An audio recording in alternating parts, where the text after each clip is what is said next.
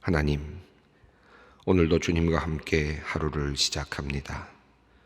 늦은 밤까지 우리의 발걸음을 지켜주시고 우리가 잠들었을 때에 꿈 가운데서도 우리와 함께 하신 하나님, 이른 새벽 우리를 깨우시고 주님을 생각하며 주님께 기도하게 하시니 감사합니다. 믿음으로 시작하는 오늘 하루 담대함으로 살아가게 하여 주시고 우리에게 멋진 일들을 선물로 허락하여 주시옵소서. 하나님, 조금씩 감염병의 확산이 줄어들고 있음을 보며 감사한 마음입니다. 무더운 날씨에 많은 병원과 보건소, 선별진료소, 예방백신 접종센터, 생활치료센터, 질병관리청 등에서 봉사하는 의료인들과 간호사들, 공무원, 직원 및 봉사자들이, 그리고 경찰 공무원과 구청 및 지방자치단체의 공무원들, 119 구조대원들이 방역의 일선 현장에서 고된 노동으로 국민들을 위해, 환자들을 위해 봉사하고 있습니다. 오랜 노동으로 마음도 몸도 많이 지쳐 있을 그들에게 하나님께서 힘과 건강을 허락하여 주시기를 기도합니다. 감염병에 걸리지 않도록 각별히 지켜주시고 그들의 봉사가 그들에게 큰 자부심과 기쁨이 되게 하여 주시옵소서. 위험한 방역의 현장에 사랑하는 사람을 내어보내고 애타는 마음으로 노심초사하는 가족들을 주님께서 위로하여 주시고 그들이 가족들을 위해 기도할 때 그 기도를 들으시고 응답하여 주시옵소서. 하나님, 코로나 감염병의 지속적인 유행으로 우리의 미래가 점점 어두워지고 있습니다. 삶의 무게는 점점 더 무거워지고 걱정은 점점 더 많아지고 있습니다. 두려움과 공포가 우리를 둘러싸고 있는 이 위기 시간에 우리는 주님을 생각하지 않을 수 없습니다. 사랑이 많으신 주님, 수고하고 무거운 짐진 자들아 다 내게로 오라, 내가 너희를 쉬게 하리라 말씀하시는 그 말씀을 의지합니다. 주님께서 우리를 긍휼히 여기시고 우리를 구원하여 주시고 살 길을 열어 주시옵소서. 사업을 하는 이들 중에 많은 이들이 고통스러운 상황을 견디고 있습니다. 휴가철을 맞아서 내심 기대를 하고 열심히 준비했던 많은 상점과 식당의 자영업자들이 방역 단계의 상승으로 인해 절망하고 있습니다. 소비는 위축되었고 사람들은 숨었습니다. 병원은 늘어나는 환자들을 모두 수용하지 못할 정도가 되었고 생활치료센터 역시 환자들로 가득합니다. 선별진료소에 늘어서 있는 검사 대기자들의 모습은 우리의 상황을 짐작하게 합니다. 하나님, 우리가 이 어려운 상황 속에 있습니다. 우리를 불쌍히 여겨 주시옵소서. 속히 감염병의 확산이 줄어들게 하시고 백신의 공급이 잘 이루어지게 하시며 치료제가 개발되게 하시어서 정상적인 삶으로 우리 모두가 속히 돌아오게 하여 주시옵소서. 해외에 나가 있는 우리 교민들과 유학생들을 위해 기도합니다. 다가오는 새 학기를 준비하는 유학생들이 안전하게 정착하고 건강하게 하시고 특별히 외국에서 사업을 하는 교민들은 감염의 확산으로 사업에 어려움을 당하지 않도록 각별히 지켜주시옵소서. 공장이 멈춰서는 일들도 일어나고 있습니다. 하나님, 속히 감염병이 줄어들어서 그리고 모든 상황이 안정되어서 생산 라인이 다시 돌아갈 수 있도록 주님 도와주시옵소서.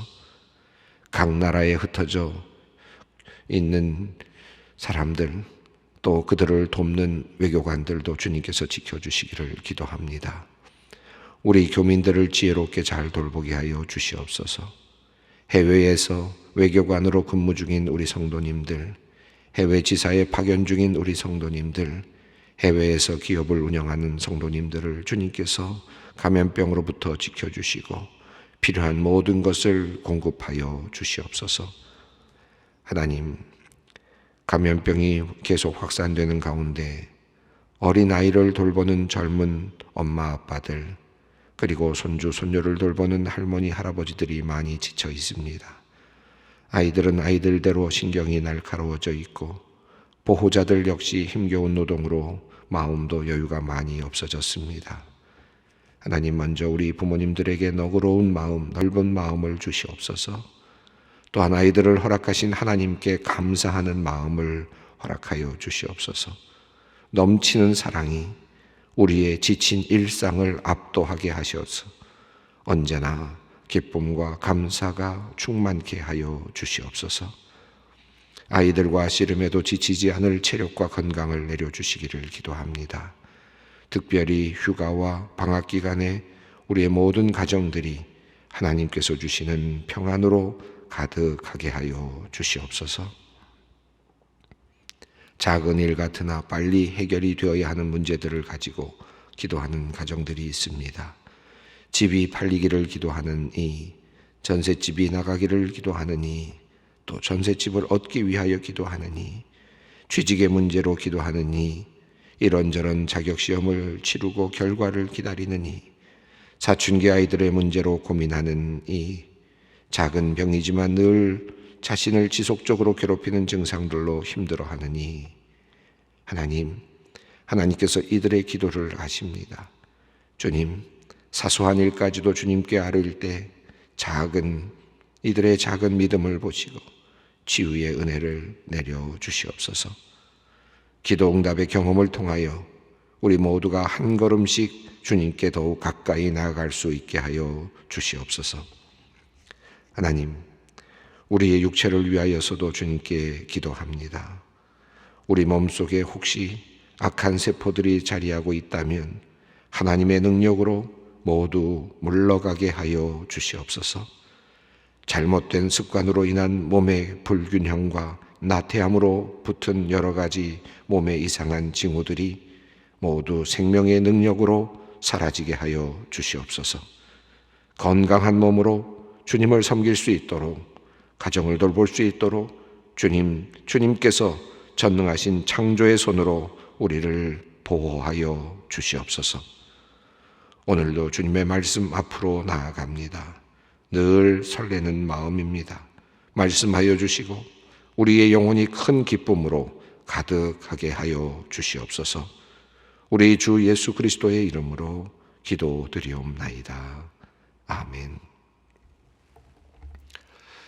오늘 주시는 말씀은 고린도전서 11장 23절로 27절 말씀입니다. 고린도전서 11장 23절로 27절 말씀 함께 봉독하겠습니다.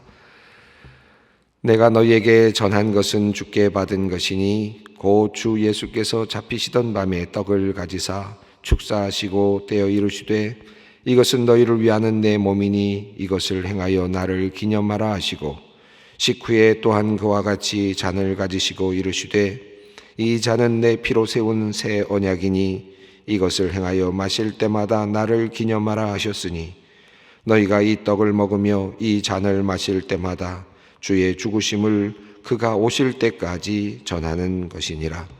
그러므로 누구든지 주의 떡이나 잔을 합당하지 않게 먹고 마시는 자는 주의 몸과 피에 대하여 죄를 짓는 것이니라. 아멘. 지난 시간에 우리가 함께 살펴보았던 내용 중에 앞선 내용 중에 성례전과 관련된 내용이 이제 성찬과 관련된 내용이 있었죠. 그 내용이 시작되었고 중간 부분을 이제 거쳐가고 있습니다.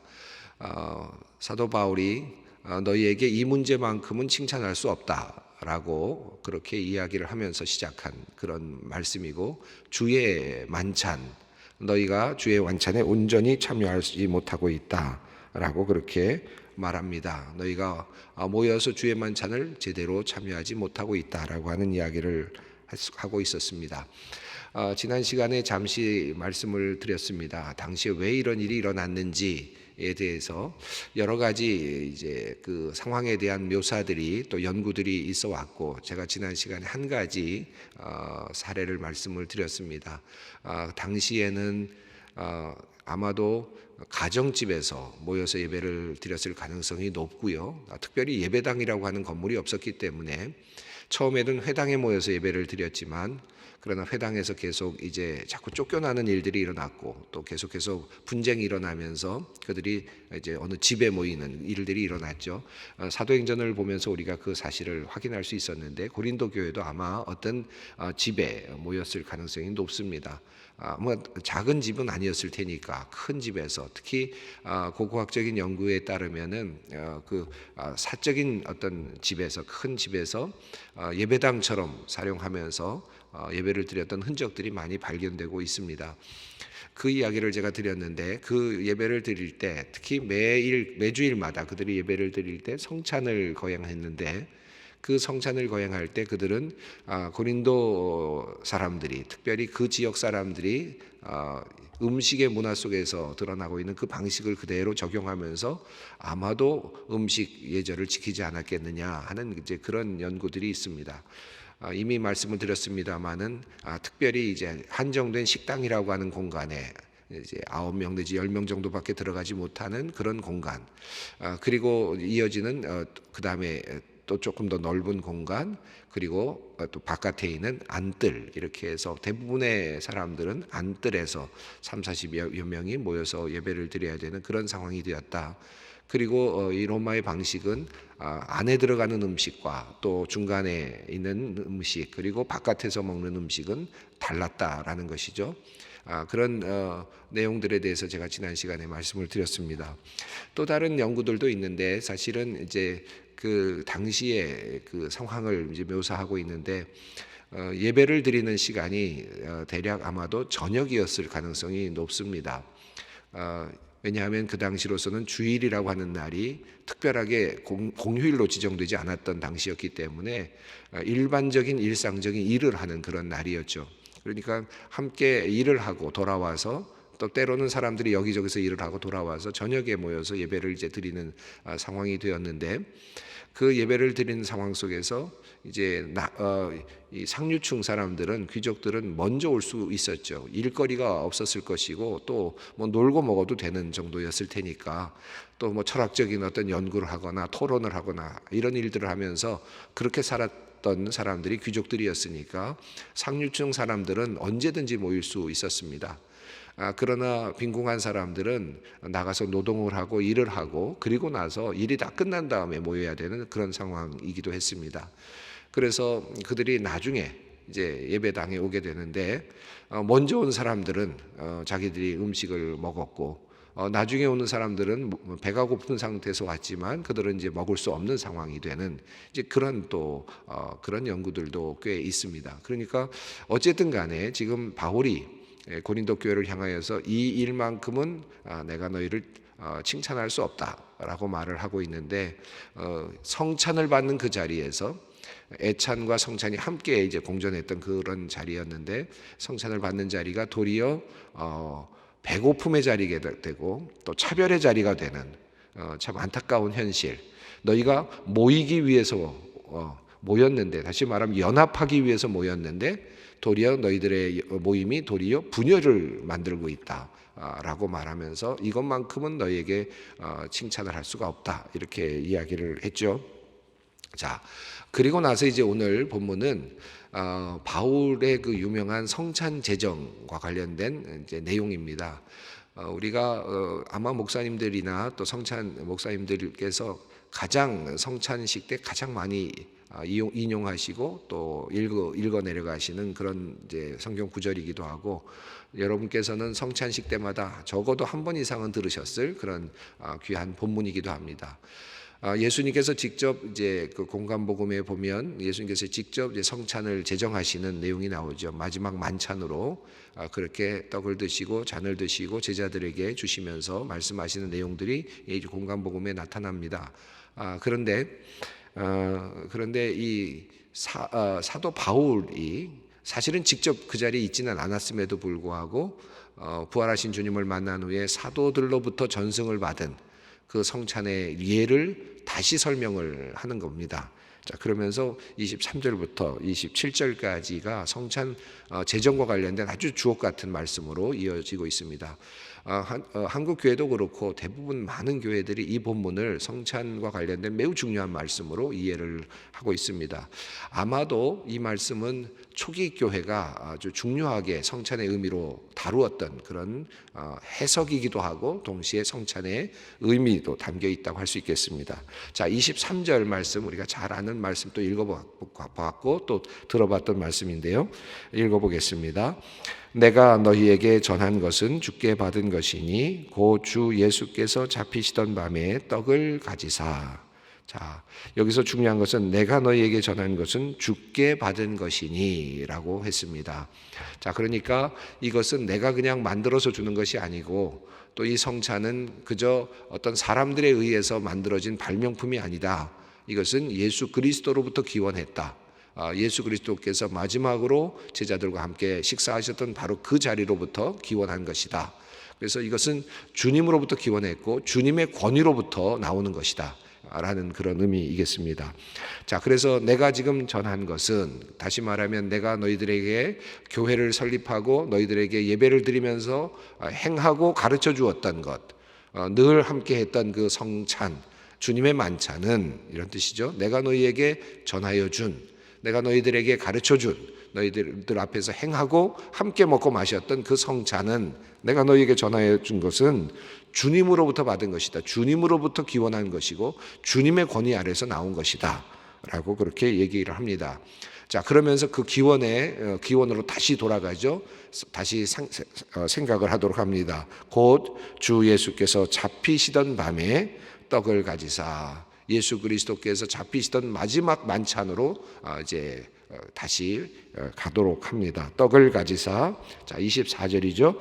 축사하시고 떼어 이르시되 이것은 너희를 위하는 내 몸이니 이것을 행하여 나를 기념하라 하시고.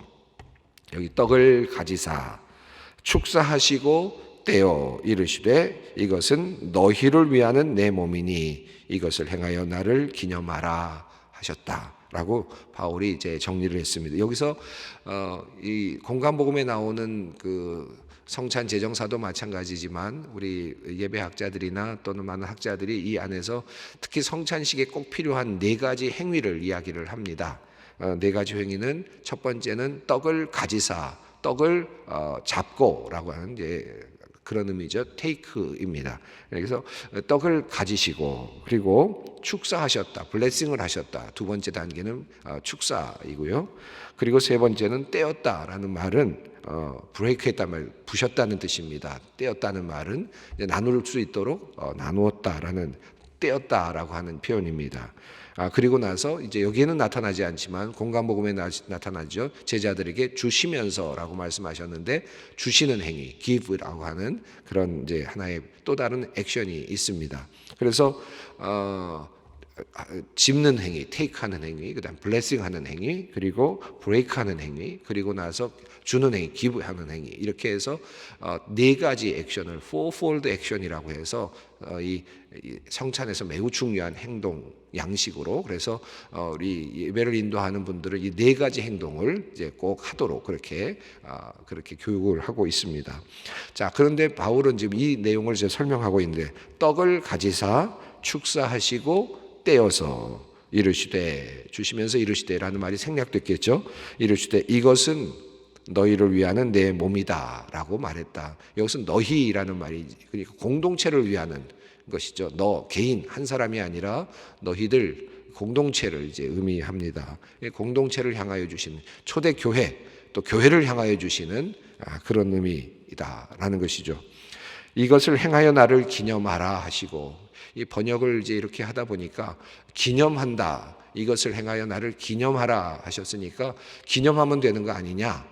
그래서 생각만 하면 되는 거 아니냐. 이렇게 생각을 할 수도 있고 기억하라는 뜻 아니겠느냐라고 이렇게 이야기하시는 분들도 있습니다만은 이걸 조금 더 정밀하게 다시 좀 표현해 본다면 나를 기념하여 이것을 행하라라는 말로 바꿀 수 있습니다. 그러니까 이것은 너희를 위하는 내 몸이니 나를 기억하여 이것을 행하라 이렇게 표현을 할 수 있겠습니다. 어쨌든 행하라는 뜻이죠. 먹고 받아서 먹으라는 이제 것이 중요합니다. 받아서 먹으면서 예수 그리스도를 기억하라라고 하는 의미로 주셨다는 것입니다. 또 25절 말씀입니다. 식후에 또한 그와 같이 잔을 가지시고 이르시되 이 잔은 내 피로 세운 새 언약이니 이것을 행하여 마실 때마다 나를 기념하라 하셨으니. 자, 식후는 이제 빵을 먹은 후를 의미하겠죠. 그와 같이 같은 방식으로 또 잔을 가지시고 여기서 가지시고 이르시되 이 잔은 내 피로 세운 새 언약이다. 이것을 행하여 마실 때마다 나를 기념하라. 이 말도 나를 기념하여 이것을 마시라라는 말로 다시 해석할 수 있겠습니다. 그러니까 이것도 너희가 마실 때 마시는 행위를 하라. 그런데 마실 때 나를 기억하라 라고 이렇게 말씀을 하셨습니다. 23절과 24절, 25절 말씀은 우리 성찬식 때 우리 목사님들께서 늘 성경 말씀을 읽어주시는 아주 귀한 말씀이죠. 자, 26절 읽습니다. 너희가 이 떡을 먹으며 이 잔을 마실 때마다 주의 죽으심을 그가 오실 때까지 전하는 것이니라. 자, 근데 여기서 중요한 것은 전한다라고 하는 표현입니다. 다시 말하면 이것은 선포다, 이것은 증인이다, 증언이다 라고 하는 표현입니다. 성찬을 하는 것은 어떤 것이냐? 예수 그리스도의 죽으심을 그가 오실 때까지 선포하는 행위다. 성찬이 무엇인가? 예수 그리스도께서 오실 때까지 예수 그리스도께서 우리를 위해 죽으셨다는 사실을 모든 사람들 앞에 밝히 드러내는 행위다 라고 그렇게 설명을 했습니다. 여기서 우리가 한 가지 먼저 생각해 볼 것이 있는데, 중세 시대에서는 이 성찬이 어떤 하나의 효과다라고 보는 경향들이 있었죠. 중세 시대의 변질의 과정에 매우 중요한 하나의 요소가 되었는데, 다시 말하면 성찬은 우리를 뭔가 치료하는 치료제다. 그래서 또는 죄를 용서하는 어떤 치료제와 같은 것이다. 이런 생각들을 하게 되면서 점차 이 효능에 관심을 많이 갖게 되었습니다. 자, 그런데 사도 바울은 성찬이 그런 어떤 능력, 그런 효능이 없다라는 말이 아니라 지금 이 본문 속에서 이런 상황 속에서 지금 사도 바울이 중요하게 다루는 것은 이것은 선포다, 이것은 증언이다. 예수 그리스도께서 우리를 위해서 죽으셨다. 예수 그리스도의 죽으심을 우리가 선포하는 행위가 성찬이다라고 힘주어서 이야기를 합니다. 왜 사도 바울은 이 이야기를 지금 하고 있을까요? 그리고 왜 이제 사도 바울은 예수 그리스도의 그 죽으심에 대해서 관심을 더 가지고 있을까요? 이미 여러분 그 성찬에 관하여라고 하는 제 화요 조찬 특강을 들으신 분들이 많으실 텐데요. 그 성찬에 관한 이야기 또 그 강의를 들으신 분들은 좀 기억하실 것입니다만은, 이 성찬의 의미는 단순하게 예수 그리스도의 마지막 만찬에 국한되지는 않습니다. 예수 그리스도께서 하셨던 수많은 그 식탁의 자리들, 아니 그것보다 더 넘어서서 구약에 나오는 수많은 식탁의 자리들, 이 모든 것들을 하나로 묶어서 예수 그리스도의 오심, 그리고 예수 그리스도의 사역, 이 모든 것들을 기억하는 그런 행위이고, 동시에 예수 그리스도의 부활의 식사까지도 포함하는, 그리고 장차 올 하나님의 나라에서 함께 먹을 바로 어린 양의 잔치까지 확대되는 그것을 대망하게 만드는 그 행위가 바로 성찬이죠. 그러니까 성찬의 의미는 굉장히 넓습니다. 그런데 사도 바울은 이 고린도전서 11장에서 이 성찬의 그 다양한 의미 중에서 한 가지를 특별하게 의미로 두고 그것을 강조했습니다. 이것을 우리가 좀 더 분명하게 기억할 필요가 있습니다. 왜 사도 바울은 지금 이 고린도전서 11장에서 예수 그리스도의 죽으심이라고 하는 것을 보다 더 강조하고 그것을 보도록 만들고 있는가? 그리고 성찬이 가지고 있는 어떤 효능이나 어떤 효과보다는 선포라는 것에 더 의미를 두고 있는가? 이 두 가지를 조금 더 깊이 생각해 볼 필요가 있습니다. 왜 그랬을까요? 지금 앞서 있는 내용 때문입니다. 앞서 있는 상황 때문입니다. 고린도 교회가 지금 함께 모여 성찬을 하고 있는데, 그들은 어떻게 모여 있습니까? 계급을 나누고, 그리고 또 부요한 자와 가난한 자가 서로 나누어지고, 가난한 자는 부끄러움을 당하게 되는 이와 같은 어떤 사회적인 분열, 그리고 차별, 이런 것들이 일어나고 있는 성찬의 자리. 이제 이 자리에서 지금 바울이 말하고 싶은 것은 무엇입니까? 성찬은 그런 자리가 아니다. 이 성찬은 어떤 것이냐? 본래적으로 그 대단하신 예수님께서, 하나님의 아들이신 예수님께서 이 땅에 오셔서 자신의 목숨을 내어주신 희생의 자리다. 그 희생을 선포하는 자리다. 희생을 증언하는 자리다 라는 것이죠. 그런 자리인데 어떻게 너희가 서로 나누어져서 계급을 나누고 차별할 수 있겠느냐 하는 이제 그런 메시지를 지금 담고 있습니다. 다시 말하면 바울은 지금 다양한 성찬의 의미 중에서 하나, 특별히 지금 이 상황 속에서 고린도 교회가 꼭 가져야 될 성찬의 의미를 다시 확인시켜주고 있는 그런 것이라고 할 수 있겠습니다. 자, 그들은 지금 계급을 나누어서 분열된 상태에서 각자의 음식을 먹으면서 이것이 우리를 모으는 것이다, 우리를 연합하는 것이라고 생각하지만 실제적으로는 분열되어 있죠. 그런데 예수님은 어떻게 하셨습니까? 자기가 하나님의 아들임에도 불구하고 이 땅에 오셔서 그 모든 권한을 내어놓으시고 십자가에 달려 돌아가셨습니다. 이것이 예수 그리스도의 죽음이고 그 자리에서 예수님께서 성찬을 베풀어 주셨다는 것이죠. 그러므로 이 성찬은 예수 그리스도의 죽으심을 그가 오실 때까지 선포하는 것이다, 증언하는 것이다, 그리고 설교하는 것이다, 선포하는 것이다, 이렇게 설명하고 있습니다. 그러니까 우리가 그렇게 해서는 아직 안 된다, 그런 방식으로 성찬을 받아서는 안 될 것이다 라는 지금 고린도 교회를 향한 아주 강한 질타이고, 이것을 그냥 단순하게 그냥 이래야 된다라고 말하는 것이 아니라 성서적인 의미, 특별히 예수 그리스도의 성찬의 의미 중에서 가장 중요한 이 희생으로서의 예수 그리스도의 그 성찬의 의미를 지금 보여주고 우리에게 알려주고 있습니다. 자, 그래서 27절 말씀을 읽습니다. 그러므로 누구든지 주의 떡이나 잔을 합당하지 않게 먹고 마시는 자는 주의 몸과 피에 대하여 죄를 짓는 것이니라. 이 말씀은 많은 분들이 우리 성찬식을 할 때에는 기본적으로 세례를 받지 않은 것으로 그렇게 이해를 했고, 그래서 이 말은 세례를 받지 않은 사람들은 오지 말라는 말로 그렇게 해석을 해 주기도 했습니다. 이 말씀이 반드시 틀렸다고는 할 수 없겠죠.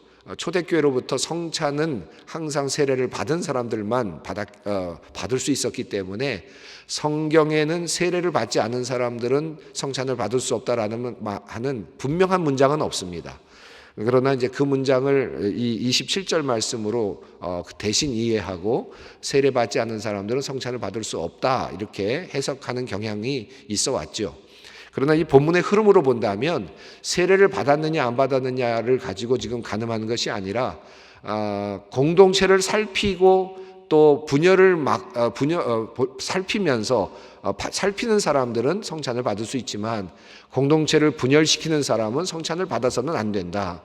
차별하는 사람들은 이 성찬을 제대로 받는 것이 아니다. 그런 사람들은 성찬을 받는 것이 아니고 도리어 죄를 짓는 셈이 된다라고 하는 그런 의미입니다. 그러니까 문맥상으로 본다면 세례와는 관련이 없죠.